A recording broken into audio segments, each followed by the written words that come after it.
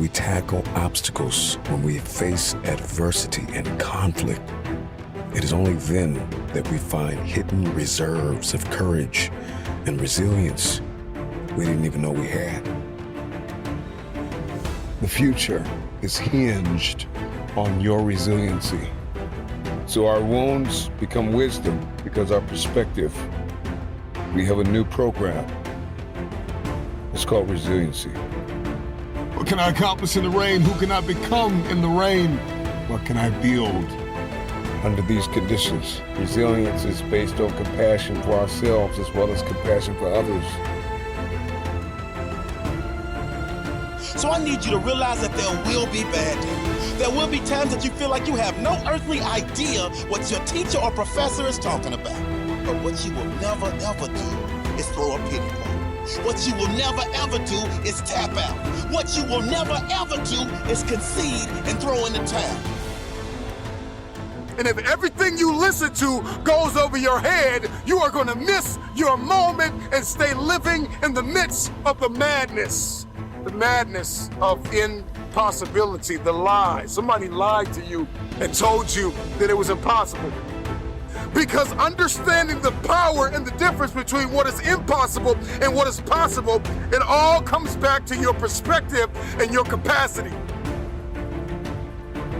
See, your life is one big sum average of the thoughts that you consistently hold in your mind. Your actions, your outcomes, your life is just one great mirror reflecting back to the world what you're thinking on the inside. All of the pain, all of the trauma, everything you have experienced, the turbulence, you have to garner up all of that hunger. I'm talking about you gotta think of everything you've ever wanted in your life, and you gotta put it toward that goal. And there are things that you have been called to do that no one on earth has ever done. So I know what pain feels like. I know what disappointment looks like, and I don't like the look. I'm coming back for everything they told me I wanted.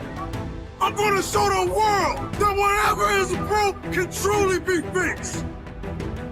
I'm gonna be greater and better than anything you've ever seen.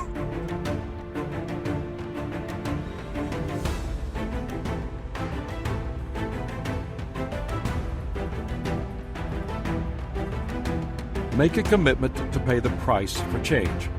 American dramatist and screenwriter Sidney Howard remarked, "One half of knowing what you want is knowing what you must give up before you get it." Change always costs you something, if not monetarily, then in time, energy, and creativity. In fact, if change doesn't cost you anything, then it isn't real change. As you consider how to make the changes needed to improve and grow, it is important to measure the cost of change compared to the cost of the status quo. You have to do your homework. That often makes the difference between change equals growth and change equals grief. What will the changes you desire really cost you? Management expert Tom Peters gives a perspective on this. He suggests, don't rock the boat, sink it, and start over. If you desire to be creative and do something really innovative, that's sometimes what it takes. You must destroy the old to create something new. You cannot allow yourself to be paralyzed by the idea of change. 4. Change must happen within you before it can happen around you.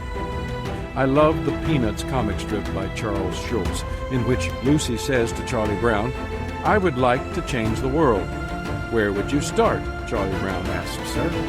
Lucy's simple reply, "I would start with you."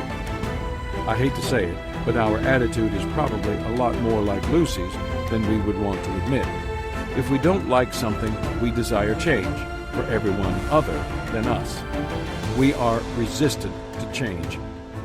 Novelist Frances Hodgson Burnett wrote, At first, people refuse to believe that a strange new thing can be done, and then they begin to hope it can be done. Then they see it can be done. Then it is done, and all the world wonders why it was not done centuries ago. Artist Andy Warhol observed, "They always say that time changes things, but you actually have to change them yourself." The truth is that any change that occurs in the world always begins first with change within an individual. That's why playwright George Bernard Shaw said, "Progress is impossible without change, and those who cannot change their minds cannot change anything."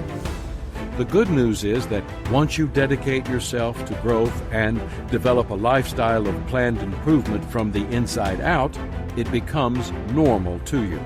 And you notice when you're not making the progress you have come to expect. It is said that pianist Arthur Rubinstein refused to listen to recordings made of songs he had played. Even only a few months after he completed them, he was dissatisfied with the playing he heard. Why? Because he had grown and changed, but the recordings had not.